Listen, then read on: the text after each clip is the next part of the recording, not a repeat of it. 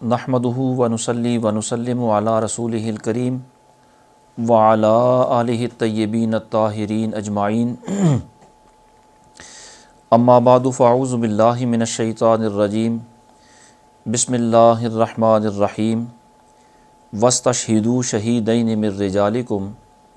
فإن لم یکونا رجلین فرجل وامرأتان ممن ترضون من الشہداء ان تضل احداہما فتذکر احداہما الاخری ولا یأبی الشہداء اذا ما دعوا صدق اللہ مولانا العظیم۔ سورہ بقرہ کی 282 نمبر آیت مبارکہ کا درمیانی حصہ آپ نے سماعت فرمایا۔ اس سے پہلے اسی آیت مبارکہ کی ابتدا میں اللہ کریم ارشاد فرما رہا ہے کہ اے ایمان والو، جب تم آپس میں کسی مقررہ مدت تک قرضے کا معاملہ کرو اور مالی معاملات میں کوئی دین کسی کے ذمہ ہو تو اسے لکھ لیا کرو۔ اب ارشاد فرمایا جا رہا ہے کہ اور 2 گواہ کر لو اپنے مردوں میں سے، پھر اگر 2 مرد نہ ہوں تو 1 مرد اور 2 عورتیں، ایسے گواہ جن کو پسند کرو کہ کہیں ان میں سے ایک عورت بھولے تو اس ایک کو دوسری یاد دلا دے،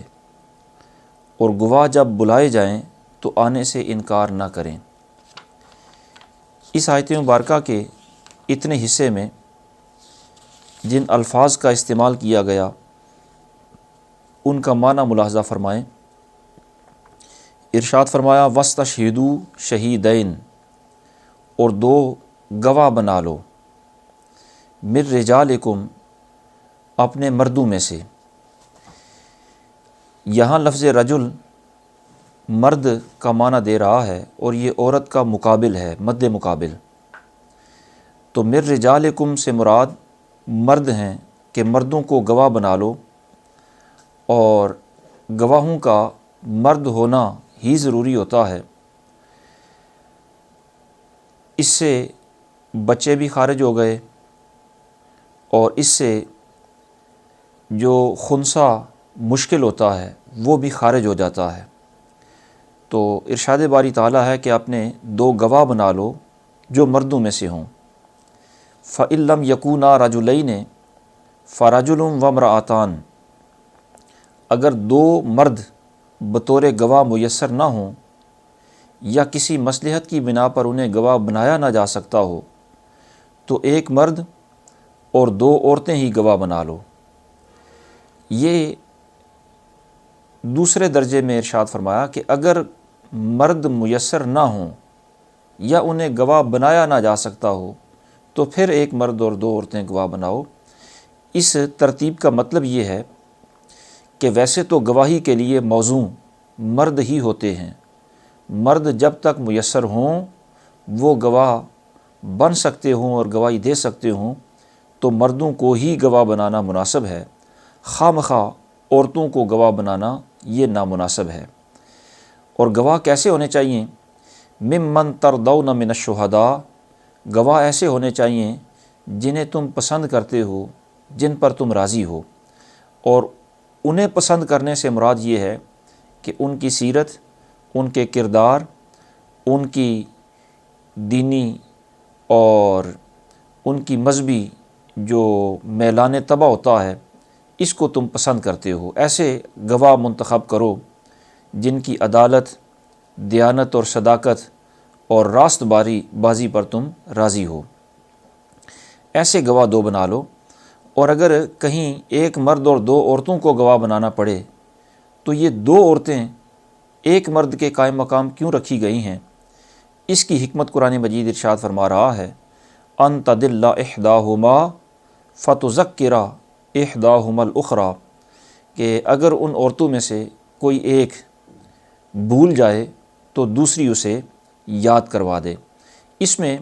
ایک لطیف اشارہ ہے کہ عورت اپنے مزاج کے باعث اکثر بھول جاتی ہے اور اس میں نسیان زیادہ ہوتا ہے، اس لیے وہ 2 رکھی گئیں 1 مرد کے قائم مقام، ارشاد فرمایا کہ وہ دو اس لیے ہیں کہ ان میں سے ایک کو اگر کوئی بات بھول جائے، یاد نہ آئے یا بات میں اشتباہ پیدا ہو رہا ہو تو دوسری اسے یاد کرا دے۔ پھر فرمایا وَلَا يَأْبَ الشُّهَدَاءُ إِذَا مَا دُعُوا، اور گواہوں کو جب گواہی کے لیے بلایا جائے، خواہ گواہ بننے کے لیے بلایا جائے یا گواہی ادا کرنے کے لیے بلایا جائے، جب بھی انہیں بلایا جائے تو وہ حاضری سے انکار نہ کریں، وہ گواہی ادا کریں۔ آیت مبارکہ کے اتنے حصے میں مفسرین کرام نے جن مسائل شرعیہ کو بیان فرمایا، ان میں سے پہلا مسئلہ تو یہ ہے کہ یہاں جس تناظر میں یہ آیت مبارکہ چل رہی ہے، وہ تناظر تو یہ ہے کہ جب تم لین دین کا کوئی معاملہ کرو، اس معاملہ میں ایک عوض ادھار ہو تو اس ادھار کی تحریر کو لکھ لو اور اس کے ادھار ہونے پر گواہ بھی بنا لو۔ تو یہ مالی معاملات میں جو کسی کے ذمے چیز لازم آ رہی ہے، اس میں گواہ بنانے کا ذکر ہے۔ یہ صرف ان مالی معاملات کے اندر ہی نہیں، جتنے بھی سودے ہوتے ہیں اور جتنے بھی حقوق بدنیہ ہوتے ہیں اور جتنی بھی حدود ہوتی ہیں، سب میں دو مردوں کی گواہی یہ کافی ہوتی ہے، سوائے ثبوت زنا کے۔ اس واسطے کہ ثبوت زنا کے لیے گواہی کا معیار قرآن مجید نے خود سورہ نور کی 13 نمبر آیت مبارکہ میں بیان فرما دیا۔ ارشاد فرمایا لولا جاؤوا علیہ باربعۃ شہداء فاذ لم یأتوا بالشہداء فاولئک عند اللہ هم الکاذبون، کہ زنا کے معاملہ پر وہ 4 گواہ کیوں نہیں لائے؟ تو جب 4 گواہ نہ لائیں تو وہ اللہ کے نزدیک جھوٹے ہیں، ان کی گواہی قبول نہیں کی جائے گی۔ تو صرف زنا کا ایسا معاملہ ہے جس کی گواہی کے لیے 2 مرد کافی نہیں، باقی جتنے معاملات ہیں وہ حقوق مالیہ ہوں، سودے ہوں، حقوق بدنیہ ہوں یا حدود کا معاملہ ہو، قصاص کا معاملہ ہو، ان سب میں 2 مردوں کی گواہی کافی ہوتی ہے۔ اور اسی آیت کے تناظر میں علماء نے یہ مسئلہ بھی بیان فرمایا کہ 2 مردوں کی گواہی ہوتی تو کافی ہے، لیکن جب معاملہ ہو رہا ہو تو اس وقت جو عاقدین ہیں، فریقین ہیں، جو 2 معاملہ کرنے والی پارٹیاں ہیں یا افراد ہیں، ان کے لیے قرآن مجید نے وَاسْتَشْهِدُوا صیغہ امر بیان فرمایا۔ تو یہاں بھی صیغہ امر لزوم اور وجوب کے لیے نہیں بلکہ استحباب کے لیے ہے۔ معنی یہ ہے کہ 2 گواہوں کو بنا لو، یہ تمہارے لیے مستحب ہے تاکہ کسی بھی موڑ پر تنازع پیدا نہ ہو اور ان کے گواہی ادا کرنے سے سب کے حقوق محفوظ رہیں اور کسی کی بھی کوئی حق تلفی نہ ہو۔ اسی آیت کریمہ کے ضمن میں مفسرین نے یہ بھی وضاحت فرمائی کہ جو گواہ ہوتا ہے اس کی گواہی کی 2 جہتیں ہوتی ہیں، 2 حیثیتیں ہوتی ہیں۔ ایک ہوتا ہے اس کا گواہ ہونا، گواہ بننا، یعنی جب وہ واقعہ ہو رہا ہو اس وقت اس واقعے کو دیکھنا، اس وقت واقعے پر وہ عینی شاہد ہونا، یہ ہوتا ہے اس کا گواہ بن جانا۔ دوسرا ہوتا ہے کہ باقاعدہ قاضی کے سامنے یا عدالت میں جا کر اس کا وہ واقعہ بیان کرنا، گواہی ادا کرنا۔ تو پہلی چیز جس کو گواہ بننا کہا جاتا ہے اسے اصطلاح میں تحمل شہادت کہا جاتا ہے۔ آپ سادہ لفظوں میں یوں کہہ لیں کہ وہ گواہ بن گیا ہے، اور جب وہ گواہی ادا کرے تو اس کو ادائے شہادت کہا جاتا ہے۔ جو تحمل شہادت ہے یعنی گواہ بننا ہے، اس کے لیے تو صرف عاقل، بالغ اور مرد ہونا ہی کافی ہوتا ہے، لیکن شہادت کی ادائیگی کے لیے صرف عاقل، بالغ اور مرد ہونا کافی نہیں بلکہ اس کے لیے غیر فاسق ہونا اور عادل ہونا بھی ضروری ہوتا ہے، یا کم از کم اتنا تو ضروری ہوتا ہے کہ وہ مستور الحال ہو۔ مستور الحال ہونے کا مطلب یہ ہے کہ اس کا فسق و فجور یا اس کا جھوٹ واضح نہ ہو اور ظاہراً دیکھنے کے اندر وہ بندہ عادل نظر آئے کہ یہ جھوٹ نہیں بولے گا۔ تو تحمل شہادت کے لیے صرف عاقل، بالغ اور مرد ہونا ہی کافی ہے، لیکن ادائیگی شہادت کے لیے ان کے ساتھ ساتھ غیر فاسق اور عادل ہونا بھی، یعنی عادل ہونا اور فاسق نہ ہونا یہ بھی ضروری ہے۔ اور اسی آیت کے ضمن میں مفسرین نے یہ وضاحت بھی بیان فرمائی کہ شہادت کی جو ادائیگی ہے، یعنی گواہی دینا قاضی کے سامنے، وہ گواہی کب مقبول ہوگی، اس کا معیار 3 چیزوں پر ہے۔ ایک تو یہ ہے کہ جو گواہی ادا کر رہا ہے، گواہی دے رہا ہے، وہ عادل ہو یا کم از کم مستور الحال ہو۔ دوسری اس میں یہ شرط ہے کہ اس پر جھوٹ کی تہمت نہ لگی ہو۔ تیسری اس میں شرط یہ ہے کہ اس کا حافظہ بھی صحیح ہو اور وہ غفلت کا شکار نہ ہو، یعنی تیقظ بھی اس کے اندر پایا جائے۔ اور افضل تو یہ ہوتا ہے کہ گواہ متقی ہو، اور ایسا متقی گواہ ہو جو کبیرہ گناہوں سے بچنے والا ہو، ہر قسم کے، صرف جھوٹ سے ہی نہیں، باقی بھی ہر قسم کے کبیرہ گناہوں سے بچنے والا ہو، اور صغیرہ گناہوں کو بھی وہ عادتاً نہ کرے، نہ ہی صغیرہ گناہوں کو وہ اصرار کے ساتھ کرے، کیونکہ صغیرہ گناہ بھی بار بار کیے جائیں تو وہ گناہ بھی کبیرہ ہی ہو جاتا ہے۔ اسی طرح وہ خلاف مروت بھی کوئی کام نہ کرتا ہو، مثلاً بازاروں میں چلتے پھرتے کھاتے پیتے رہنا، چلتے پھرتے کھانا یہ مروت کے خلاف ہے۔ رذیل چیزوں سے، حقیر چیزوں سے اور انسانی وجاہت کو کم کرنے والی چیزوں سے بچتا ہو، ایسے بندے کو گواہ ہونا چاہیے۔ اور ایسا بندہ اگر گواہ مل جائے تو فبیہا، ورنہ کم از کم اس کا مستور الحال اور غیر فاسق ہونا تو ضروری ہے۔ اور اسی آیت کے ضمن میں مفسرین نے یہ مسئلہ بھی بیان فرمایا کہ قرآن مجید ارشاد فرماتا ہے کہ گواہ وہ بناؤ جن کے دین پر تم راضی ہو۔ تو اس کا مطلب یہ ہے کہ وہ گواہ دیندار ہی ہونے چاہیے، یا کم از کم جھوٹے تو نہیں ہونے چاہیے، اور جو گواہ دیندار سمجھ کر بنائے جائیں ان پر بھی یہ لازم ہے کہ وہ دینی امور کو اور دینی تعلیمات کو مد نظر رکھتے ہوئے سچی، صحیح اور حقیقت پر مبنی گواہی دیں۔ جو معلومات ان کے پاس ہیں وہ من و عن صحیح طور پر وہ معلومات گواہی کے اندر ادا کریں، گواہی کے اندر جھوٹ کو شامل نہ کریں، اس واسطے کہ جھوٹ کبیرہ ترین گناہوں میں سے ہے۔ نبی اکرم صلی اللہ تعالیٰ علیہ وسلم نے ایک موقع پر ارشاد فرمایا، اکبر الکبائر الاشراک باللہ و قتل النفس و عقوق الوالدین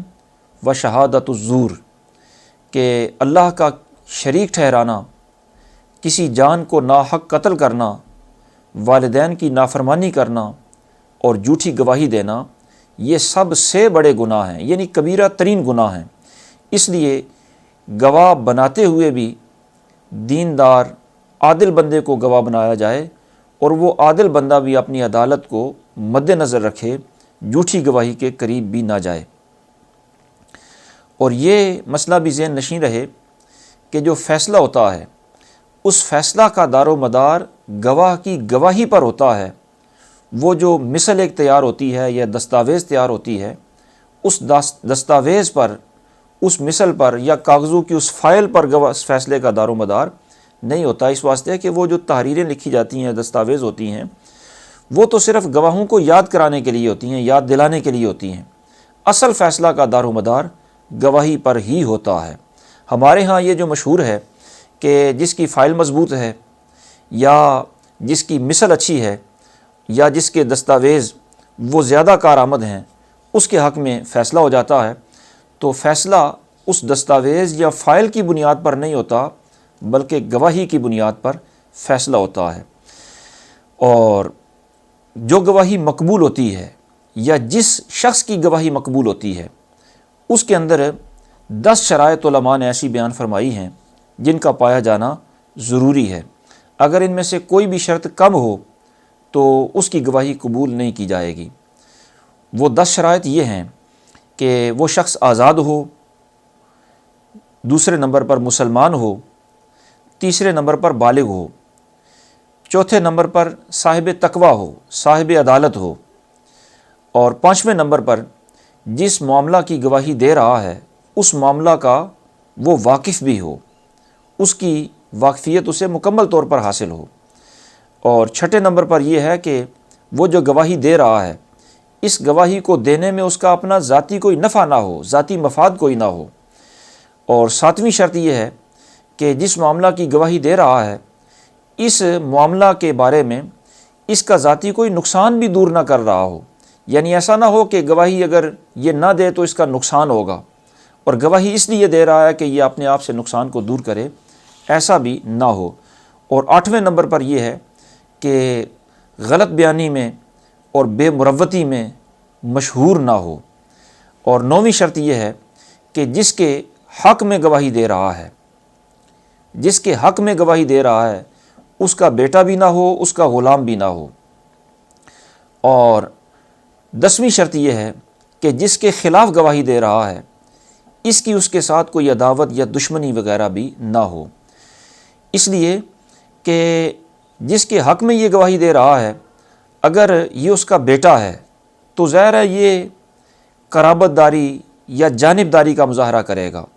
یہی وجہ ہے کہ اولاد اپنے والدین کے حق میں گواہی دے تو وہ قبول نہیں ہوتی، اسی طرح والدین اولاد کے حق میں گواہی دیں تو وہ بھی قبول نہیں ہوتی۔ بیوی خاوند کے حق میں گواہی دے یا خاوند بیوی کے حق میں گواہی دے تو یہ بھی قبول نہیں ہوتی۔ اور جس کے خلاف گواہی دے رہے ہیں اس کے ساتھ اس کی اگر عداوت ہو، دشمنی ہو، تو پھر بھی یہ ظاہر ہو رہا ہے کہ یہ اس دشمنی کی بنا پر اس کا نقصان چاہتا ہے، اس لیے اس کے خلاف گواہی دے رہا ہے، ایسا بھی نہیں ہونا چاہیے۔ ہاں یہ تو ہے کہ جس کے حق میں گواہی دے رہا ہے اس کا بیٹا نہ ہو، اس کا والد بھی نہ ہو۔ ہاں اگر اولاد اپنے والدین کے خلاف گواہی دے گی تو وہ گواہی قبول کی جائے گی۔ اسی طرح اگر کوئی ملازم اپنے سیٹھ یا اپنے حاکم کے حق میں گواہی دے تو وہ گواہی بھی قبول نہیں ہوتی۔ اسی طرح جو خیانت کرنے والے ہیں، اسی طرح جو پہلے کسی معاملہ کے اندر ان پر سزا یافتہ ہیں، ان پر کوئی حد وغیرہ جاری ہو چکی ہے، ان کی گواہیاں بھی قبول نہیں ہوتی۔ نبی اکرم صلی اللہ تعالیٰ علیہ وسلم نے ایک موقع پر ارشاد فرمایا، لا تجوز شہادت خائن ولا خائنۃ ولا مجلود حدا ولا مجلودۃ ولا ذی غمر علی اخیہ ولا مجرب علیہ شہادت زور ولا التابع مع اہل البیت لہم ولا الظنین فی ولاء ولا قرابۃ۔ مفہوم اس کا یہ ہے کہ نہ خیانت کرنے والے کسی مرد کی گواہی قبول ہوتی ہے، نہ کسی خیانت کرنے والی عورت کی۔ اسی طرح جس مرد یا عورت کو حد میں کوڑے لگے ہوں ان کی گواہی بھی قبول نہیں ہوتی۔ اپنے کسی مسلمان بھائی سے دشمنی رکھنے والے کی گواہی بھی قبول نہیں ہوتی، اس کے خلاف جھوٹی گواہی دینے میں جو شہرت رکھتا ہو اس کی گواہی بھی قبول نہیں کی جائے گی، اور خاندان کے کسی ایسے فرد کی گواہی قبول نہیں کی جائے گی جو خاندان کا تابع ہو اور اپنے خاندان کے حق میں وہ گواہی دے رہا ہو۔ اسی طرح جو شخص اپنے خاندان، نسب اور اپنے قرابت میں غلط بیانی کرے، مثلا وہ ہو کسی اور خاندان کا اور منسوب اپنے آپ کو کسی اور برادری کی طرف کرے، ایسے بندے کی گواہی بھی قبول نہیں ہوتی۔ گواہ کا جو ہے وہ مستور الحال اور عادل ہونا ضروری ہے۔ اسی آیت کے ضمن میں مفسرین نے یہ مسئلہ بھی بیان فرمایا کہ اگر کوئی مسلمان گواہ مستور الحال ہو، مستور الحال کا مطلب یہ ہے کہ اس کا فسق یا اس کا گناہ، اس کا جھوٹ ظاہر نہ ہو، مشہور نہ ہو، وہ اگر گواہی دے تو اس کی گواہی قبول کی جاتی ہے۔ لیکن جس کے خلاف وہ گواہی دے رہا ہے وہ اگر اعتراض کرے کہ یہ گواہی دینے کے قابل نہیں،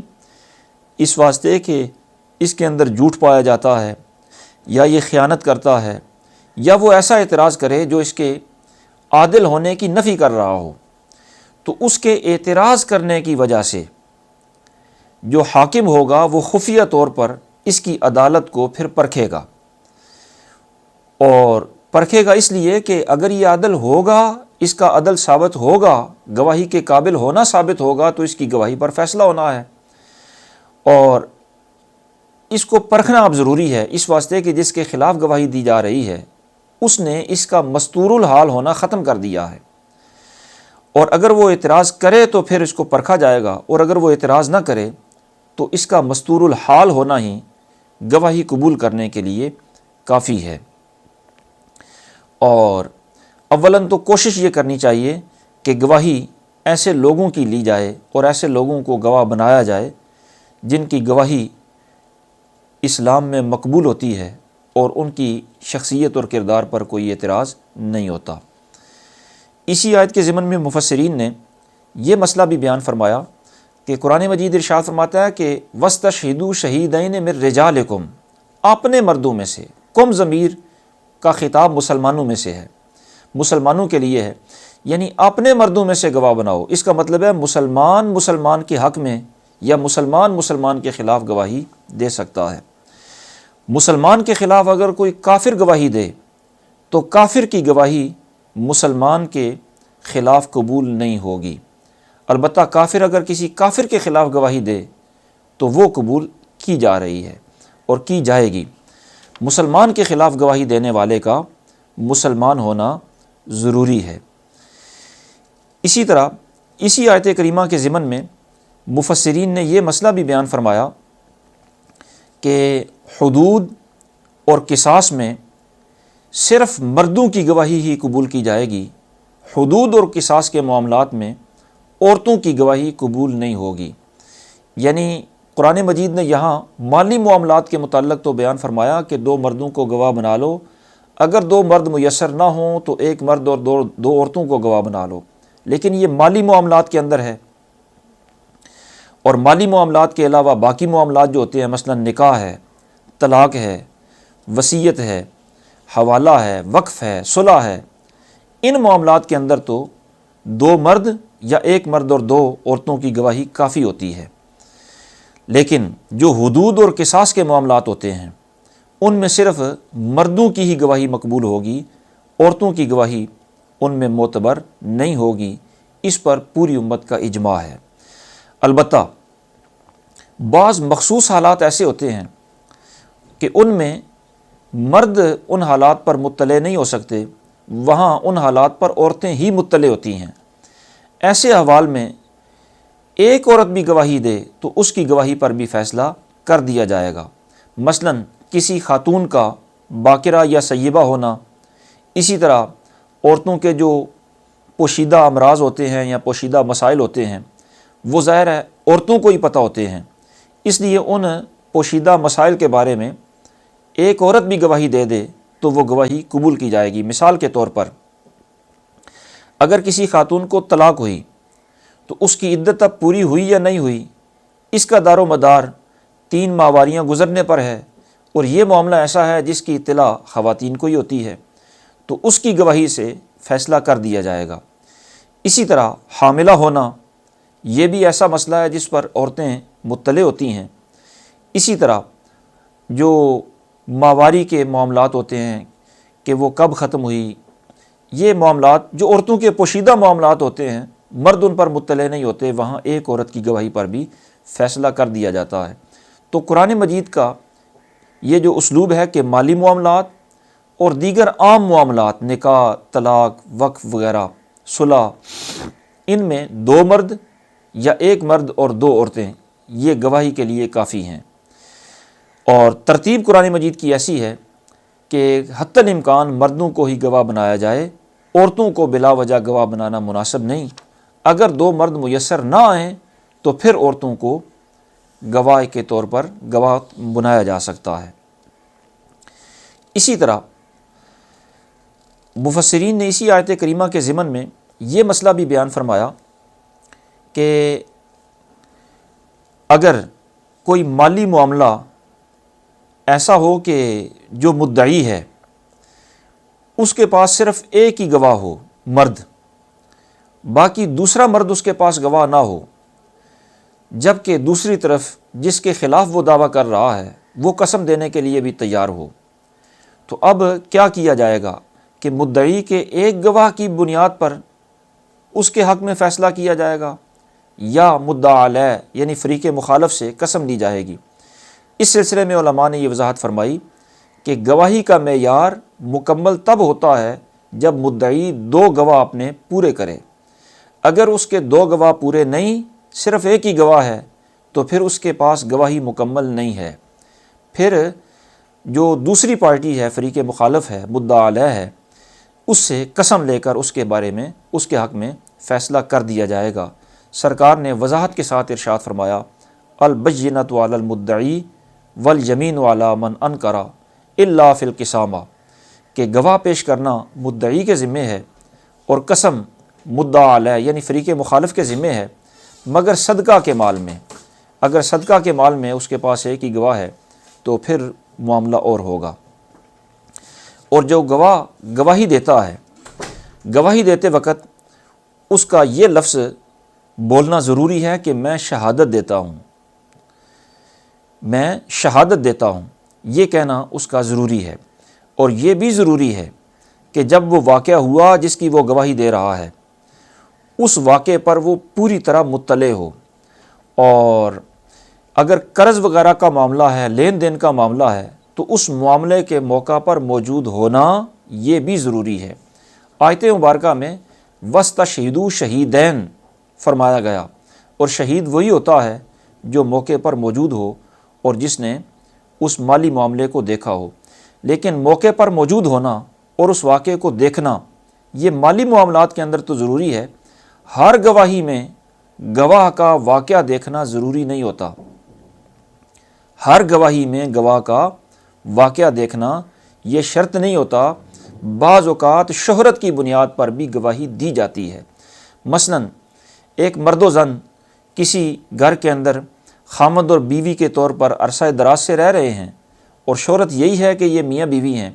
تو ان کے نکاح کی گواہی دینا، ان کے میاں بیوی ہونے کی گواہی دینا یہ جائز ہے۔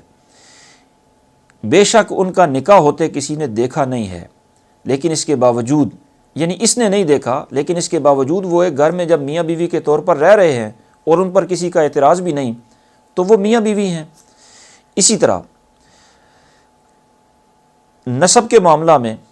جس کا نسب کسی خاندان سے معروف ہے اور اس پر کسی کا اعتراض بھی نہیں، تو اس کے اس ذی نسب ہونے پر، اس نسب والا ہونے پر گواہی دینا بھی جائز ہے۔ جب شہرت کی بنیاد پر بھی گواہیاں دی جا سکتی ہیں تو اس کا مطلب ہے جتنے بزرگان دین کی طرف منسوب تبرکات ہوتے ہیں وہ مشہور ہوتے ہیں کہ یہ فلاں بزرگ کا تبرک ہے، تو اس کے جس بزرگ کی طرف وہ منسوب ہو اس کی نسبت کی گواہی دینا اور یہ سمجھنا کہ یہ فلاں بزرگ کا ہی تبرک ہے، یہ گواہی بھی جائز ہے۔ تو بہر صورت جو قرض وغیرہ کے معاملات ہوتے ہیں جہاں موجود ہونا ضروری ہے، وہاں تو گواہ کا موجود ہونا یہ لازمی ہے۔ اور بعض معاملات ایسے ہوتے ہیں جو شہرت کی بنیاد پر بھی گواہی دی جا سکتی ہے، ان میں سے چند ایک ہی مثالیں آپ کے سامنے عرض کی۔ اسی آیت کے ضمن میں مفسرین نے یہ مسئلہ بھی بیان فرمایا کہ اگر کسی معاملہ میں صرف عورتیں گواہی دیں اور وہ معاملہ عورتوں کے پوشیدہ حالات سے مختص نہ ہو، عام دین کا یا عام روٹین کا کوئی معاملہ ہو، اس معاملے میں صرف عورتیں گواہی دیں تو صرف عورتوں کی گواہی جو ہے وہ قابل قبول نہیں ہوگی اور وہ حجت شرعیہ نہیں قرار پائے گی۔ البتہ اس سے ایک علمی نقطے کی طرف علماء نے اشارہ کیا اور اس کی وضاحت بھی فرمائی کہ صرف عورت کی گواہی عام معاملات کے اندر حجت شرعیہ نہیں بنتی، اس پر فیصلہ نہیں ہوتا، اس پر مدار نہیں کیا جاتا۔ لیکن اگر کسی دینی معاملے کی روایت کوئی خاتون کر رہی ہے، مثلا صحابیہ ہے، وہ دین کا کوئی معاملہ حدیث میں سرکار سے بیان کر رہی ہے، تو اس کی وہ روایت وہ بھی تو ایک گواہی کی طرح ہی ہے، وہ قبول کی جائے گی یا نہیں کی جائے گی؟ تو علماء نے فرمایا وہ قبول کی جائے گی، اس واسطے کہ وہ جو دین کا مسئلہ اس کی روایت میں نقل ہو رہا ہے، وہ دین کا مسئلہ اس کے روایت کرنے کی وجہ سے لازم نہیں ہوتا، وہ تو ظاہر ہے دین ہے، دین ویسے ہی بندے پر لازم ہوتا ہے اور دین کا ہر مسئلہ ہی لازم ہوتا ہے، تو اس کے روایت کرنے کی بنیاد پر وہ لازم نہیں ہوگا، دین تو از خود ویسے ہی لازم ہوتا ہے۔ تو اس روایت کا معاملہ عام گواہی کے معاملہ سے ذرا مختلف ہوتا ہے۔ روایت کا فائدہ صرف اتنا ہوتا ہے کہ اگر بندے کو معاملہ وہ تو ویسے ہی لازم ہے، لیکن کسی کو پتہ نہیں ہے تو اس روایت کی وجہ کا علم حاصل ہو جائے گا، وہ صرف حصول علم کا فائدہ دے گا، اور اس کے علاوہ وہ اس کی روایت سے اس پر کوئی چیز لازم نہیں ہو رہی، جبکہ عام معاملات میں گواہی سے کسی پر کوئی چیز لازم ہوتی ہے۔ یہ فرق ہوتا ہے روایت کا اور گواہی کا۔ اسی طرح مفسرین نے یہ مسئلہ بھی بیان فرمایا کہ اگر قاضی کو، فیصلہ کرنے والے حاکم کو کسی واقعہ کا خود علم ہو، اس نے ذاتی طور پر دیکھا ہو، یا اسے وہ شہرت کی بنیاد پر خود ہی یقینی طور پر ویسے ہی کسی معاملہ کا علم ہے، تو وہ اپنے علم کی بنیاد پر بھی فیصلہ کر سکتا ہے۔ جو گواہی لی جاتی ہے وہ گواہی صرف علم کے حصول کے لیے لی جاتی، اور جب کسی کو پہلے ہی ویسے ہی علم حاصل ہے تو وہ اپنے علم کی بنیاد پر فیصلہ کر سکتا ہے۔ اور اس کی بڑی واضح مثال ہے کہ سرکار دو عالم صلی اللہ تعالیٰ علیہ وسلم کے وصال با کمال کے بعد حضرت سیدنا صدیق اکبر رضی اللہ تعالیٰ عنہ نے یہ فیصلہ فرمایا کہ انبیاء کی وراثت تقسیم نہیں ہوتی، تو اس فیصلے کو نافذ کرنے کے لیے انہوں نے کوئی گواہیاں طلب نہیں کی، بلکہ انہوں نے خود چونکہ حضور سے سنا تھا کہ سرکار نے فرمایا کہ لا نورثو ما ترکنا فہو صدقۃ، کہ ہم کسی کو اپنا وارث نہیں بناتے، بلکہ ہم جو چھوڑ کے جاتے ہیں انبیاء وہ صدقہ ہوتا ہے۔ تو چونکہ انہیں ویسے علم تھا تو اس علم کی بنیاد پر انہوں نے اپنے فیصلے کو نافذ کر دیا۔ اسی طرح اس آیت کریمہ کے ضمن میں مفسرین نے یہ مسئلہ بھی بیان فرمایا کہ حاکم جس طرح اپنے علم کی بنیاد پر فیصلہ کر سکتا ہے، اسی طرح اپنا حق اگر اس نے وصول کرنا ہو تو وہ حق وصول بھی بغیر گواہوں کی گواہی کے کر سکتا ہے۔ اسے خود اپنا حق وصول کرنے کے لیے گواہوں کی ضرورت نہیں ہے۔ البتہ اگر یہ کسی اور قاضی، کسی اور حاکم کے سامنے اپنا مقدمہ پیش کرتا ہے تو وہاں اپنا مدعا ثابت کرنے کے لیے اسے گواہ پیش کرنا یہ ضروری ہوگا، ورنہ اگر اپنے علاقے میں، اپنی قلم رو کے اندر، اپنے زیر تسلط علاقے میں اپنا ہی اس نے حق حاصل کرنا ہے تو اپنے حق کے حصول کے لیے اسے گواہ پیش کرنا ضروری نہیں ہے۔ اس کی بڑی معروف مثال حدیث مبارکہ میں یہ ہے کہ نبی اکرم صلی اللہ تعالیٰ علیہ وسلم نے ایک اعرابی دیہاتی سے ایک گھوڑا خریدا۔ بعد ازاں اس اعرابی نے گھوڑا دینے سے انکار کر دیا اور کہا کہ میں نے تو آپ سے کوئی سودا کیا ہی نہیں، جبکہ سرکار نے اس سے وہ خریدا ہوا تھا۔ تو سرکار نے فرمایا تو نے گھوڑے کا مجھ سے سودا کیا ہے۔ اتفاقاً جس وقت سودا ہوا تھا اس وقت گواہ کوئی نہیں تھا، تو سرکار نے بغیر گواہ کے اس سے اپنا گھوڑا وصول فرمایا۔ لیکن جب یہ بات چلی، تنازع ہوا، تو حضرت خزیمہ بن ثابت انصاری رضی اللہ تعالیٰ عنہ وہ عرض کرنے لگے یا رسول اللہ میں گواہی دیتا ہوں کہ آپ نے اس سے یہ سودا فرمایا ہے، حالانکہ وہ عقد کے وقت موجود نہیں تھے۔ تو انہوں نے جس محبت کی بنیاد پر گواہی دی، سرکار نے ارشاد فرمایا کہ اب خزیمہ کی گواہی دو گواہوں کے قائم مقام ہے۔ تو حدیث پاک میں مثال یہ ہے کہ وہاں سودا جب ہوا تو کوئی گواہ نہیں تھا، لیکن سرکار نے اپنا حق چونکہ وصول فرمانا تھا، اور حاکم کو اپنا حق وصول کرنے کے لیے گواہوں کی ضرورت نہیں ہوتی۔ اسی طرح مفسرین نے یہ مسئلہ بھی بیان فرمایا کہ جو گواہ ہوتا ہے وہ کوئی بھی مسلمان ہو سکتا ہے، خواہ وہ دیہاتی ہو، خواہ وہ شہری ہو، خواہ وہ بہت پڑھا لکھا ہو، خواہ وہ سادہ لو ان پڑھ مسلمان ہو، معاملے کو سمجھتا ہو تو وہ گواہی دے سکتا ہے۔ دیہاتی کی گواہی، دیہاتی عموماً زیادہ اس وقت پڑھے لکھے نہیں ہوتے تھے اور انہیں بدو کہا جاتا تھا، یا دیہاتی انہیں کہنا یا عربی کہنا ہی اس بات کی دلیل ہوتی تھی کہ یہ تمدن سے اور شہری زندگی سے ذرا دور ہوتے ہیں۔ تو سرکار دو عالم صلی اللہ تعالیٰ علیہ وسلم نے دیہاتی کی گواہی قبول فرمائی۔ حضور کے سامنے ایک عربی نے رمضان کا چاند ہونے کی گواہی دی، تو حضور صلی اللہ تعالیٰ علیہ وسلم نے حضرت بلال کو حکم فرمایا کہ ندا کر دیں کل صبح لوگ رمضان کا روزہ رکھیں گے۔ تو حضور نے ایک دیہاتی کی گواہی قبول فرمائی۔ اس کا مطلب یہ ہے کہ دیہاتی کی گواہی یا شہری کی گواہی، پڑھے لکھے کی یا سادہ لو مسلمان کی گواہی، سب کی گواہی قبول ہوتی ہے۔ اور اتنا ضرور ہے کہ اگر گواہی دینے والے میں کوئی واضح ایسا قرینہ پایا جائے جس سے یہ پتہ چلے کہ اس کو معاملے کا علم نہیں یا اس نے معاملہ دیکھا نہیں، مثلا نابینا کہے کہ میں نے کوئی چیز دیکھی ہے، تو ظاہر ہے یہ ظاہری قرینہ ایسا ہے کہ یہ دیکھ نہیں سکتا، ایسے شخص کی گواہی قبول نہیں ہوتی۔ اور گواہ جو گواہی دیتا ہے اس کا جو گواہی دینے کا معاملہ ہے، گواہی ادا کرنے کا معاملہ، اس کے بارے میں قرآن مجید ارشاد فرماتا ہے کہ وَلَا يَأْبَ الشُّهَدَاءُ إِذَا مَا دُعُوا، کہ گواہوں کو جب گواہی کے لیے بلایا جائے تو وہ آنے سے انکار نہ کریں۔ اس کے ضمن میں علماء نے یہ تفصیل بیان فرمائی کہ مختلف قسم کے معاملات ہوتے ہیں اور ہر قسم کا حکم جدا ہوتا ہے۔ مثلا